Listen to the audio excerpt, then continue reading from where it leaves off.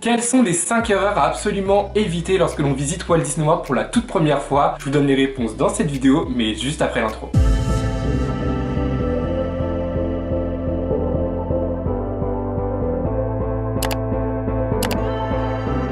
Après avoir visité Walt Disney World lors de l'été 2023, aujourd'hui je vous partage les 5 erreurs qui sont selon moi absolument évitées lorsque l'on visite Walt Disney World pour la toute première fois. Mais avant d'aller plus loin, je vous invite à vous abonner puisque vous êtes plus de 85% à regarder mes vidéos mais à ne pas être abonné, donc abonnez-vous s'il vous plaît. Et par la même occasion, je vous invite à activer les notifications pour ne louper aucune des prochaines sorties de vidéos. Ici on parle de parcs d'attractions, mais bien plus encore. Donc comme je vous l'ai dit, j'ai visité Walt Disney World en 2023, j'en profite pour vous mettre dans le i juste ici la playlist des vlogs à Walt Disney World, donc allez les voir et j'en profite pour vous inviter à liker et commenter tous ces vlogs. Donc ça a été un voyage de 2 semaines purement magique qui m'a permis de voir quelles sont les erreurs à ne pas commettre lors de sa première visite, et on commence dès à présent avec la toute première erreur. Donc selon moi, la première erreur à surtout éviter, c'est de ne pas aller à Walt Disney World suffisamment longtemps, surtout si c'est votre première visite. Il faut vraiment que lorsque vous partiez à Walt Disney World, vous ayez un minimum de connaissances sur la destination. Donc en gros, Walt Disney World, c'est 4 parcs à thème vraiment immenses, 2 parcs aquatiques ainsi qu'un centre de divertissement type Disney Village mélangé à Val d'Europe, pardon. Donc vraiment quelque chose d'immense encore une fois. J'avais fait une vidéo il y a quelques temps sur le nombre de jours nécessaires pour visiter Walt Disney World. Franchement, je vous invite vraiment à aller la voir puisque je vous donne tous les arguments en fonction des nombres de jours, des parcs, etc.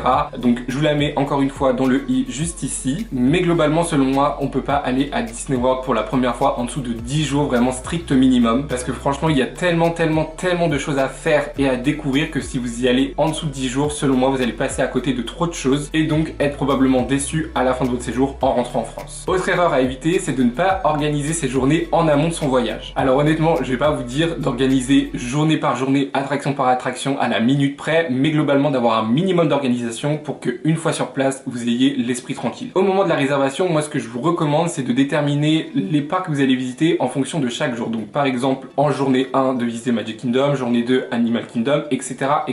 Et pour cela, je vous invite à utiliser le site qui est en barre d'infos. Il se nomme Undercover Tourist, il me semble, si je dis pas de bêtises. Et en gros, il vous permet de répertorier l'affluence en fonction des parcs et des journées, qui va donc vous permettre de voir les journées à forte affluence et à moyenne et basse affluence en fonction des parcs. Il me semble qu'il répertorie les parcs de Walt Disney World, Universal et SeaWorld. Donc c'est vraiment comme ça que j'ai pu construire le programme en fonction des journées et de l'affluence. Et globalement, je trouve que ça a plutôt bien marché parce que j'ai jamais trouvé que les parcs étaient blindés et surbondés lors de notre visite en tout cas. Je vais vous recommander également pour chacune de vos journées de noter les horaires du ou des parcs que vous allez visiter en question, ainsi que le ou les restaurants que vous allez vouloir faire, à savoir qu'il y a certains restaurants qui nécessitent des réservations, surtout les buffets à volonté ainsi que les services à table, donc pensez vraiment à réserver. Il me semble que c'est 60 jours avant, mais je pourrais vous faire une vidéo dédiée à ce sujet. Ce que j'avais fait également, c'est de noter les attractions principales que on va vouloir visiter en fonction de nos journées. Donc par exemple à Magic Kingdom, nous on s'était noté de vouloir faire impérativement l'attraction de la petite sirène, de Tron, Haunted Mansion, ainsi que le coaster des 7 nains, parce que c'était vraiment les 4 attractions qu'on voulait vraiment faire lors de notre arrivée, et donc on avait fait ça pour chacune de nos journées, comme ça allait un peu rythmer les journées en fonction de nos envies. Et pour aller plus loin, je vous recommande même de noter les spectacles et parades, ainsi que leurs horaires que vous allez vouloir voir, et donc globalement tout ça, que ce soit les horaires des parcs, les restaurants, les attractions majeures, ainsi que les horaires des parades et spectacles à voir, vous allez avoir une trame pour votre journée, et donc vous allez pouvoir articuler tout ça en fonction de votre visite. J'en profite également pour vous dire que l'application de Walt Disney World est vraiment géniale. Vous allez vraiment pouvoir faire tout ce que je viens de vous dire via l'application en choisissant les parcs en fonction des journées, et donc de mettre au fur et à mesure tout ce que vous voulez faire lors de vos journées, et ça répertorie également vos réservations restaurants, etc.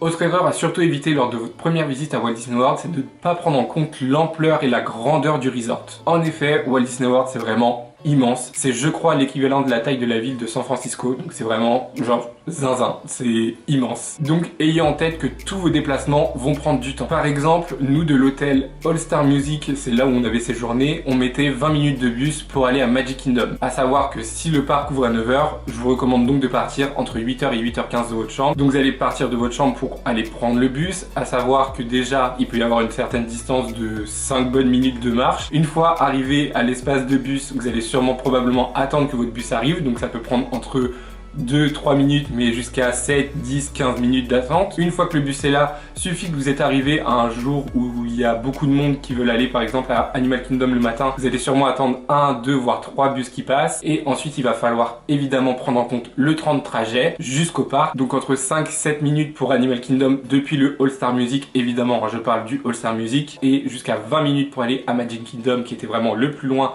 par rapport à notre hôtel. Et une fois arrivé au parc, il va falloir évidemment penser à passer la sécurité, les guichets d'entrée, et ensuite vous serez dans le parc. Donc honnêtement, tout ça, ça vous prend au minimum 1 heure environ. À savoir également qu'il n'est pas possible de faire des transferts de parc à parc. Donc par exemple, si vous êtes à Magic Kingdom le matin et que vous voulez ensuite aller à Animal Kingdom l'après-midi, vous ne pouvez pas prendre de bus qui fasse de Magic Kingdom à Animal Kingdom en direct. Ça, c'est juste pas possible. En gros, il va falloir soit passer par un hôtel, n'importe lequel, ou passer par Disney Springs pour faire un point d'étape et ensuite prendre un second bus pour aller dans le parc en question. Et ça, encore une fois, ça peut vous prendre environ 1 heure. Avant d'aller plus loin, je vous invite à liker cette vidéo et à me dire en commentaire quelle est selon vous l'erreur absolument à ne pas faire en numéro 1 lors de votre première visite à Walt Disney World. L'autre grosse erreur à ne pas faire lors de votre première visite et même lors de n'importe quelle visite dans un parc d'attractions et encore plus à Walt Disney World, c'est de ne pas prévoir de budget. Selon moi, c'est vraiment quelque chose qui est primordial lors de l'organisation de votre séjour à Walt Disney World, puisque ça peut vraiment vous revenir extrêmement cher si vous n'organisez pas un minimum de budget pour le voyage en question. En effet, vous allez avoir tout type d'hôtels, que ce soit des hôtels d'entrée de gamme mais jusqu'à des hôtels de luxe. Vous allez avoir tout type de restaurants, en passant du snack au quick service jusqu'à des restaurants service à table un peu luxueux, et évidemment toute une vaste sélection de souvenirs qui va vraiment vous faire craquer forcément. Donc budgétisez un maximum en amont de votre séjour pour pouvoir être tranquille sur place ensuite. Et enfin, la dernière erreur à ne surtout pas faire, qui va être très bateau, je vous l'accorde, c'est de ne pas profiter lors de votre séjour. Honnêtement, si j'ai un conseil à vous donner une fois sur place en tout cas, c'est vraiment de profiter un maximum, de faire un maximum de choses, de tester pas mal de trucs,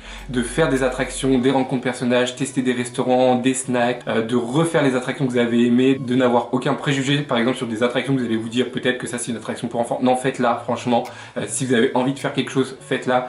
Tester des activités un peu insolites. Franchement, il y a tellement de choses à faire à Walt Disney World. Je vous recommande vraiment de profiter de A à Z. Partez vraiment en tête avec l'idée que c'est potentiellement le seul et unique voyage que vous allez faire à Walt Disney World de votre vie. Et ça peut vraiment être le cas parce que c'est des voyages, c'est un type de voyage qui coûte extrêmement cher. Vous allez potentiellement dépenser des milliers d'euros. Donc franchement, profitez un maximum. Faites tout ce que vous avez envie de faire et vraiment kiffez un maximum pour avoir aucun regret lors de votre retour en France. C'est donc la fin de la vidéo. J'espère qu'elle vous aura plu. Moi, je vous retrouve dimanche prochain à 16 h pour une toute nouvelle vidéo. D'ici là, portez-vous bien. Bisous. Bye. Yeah.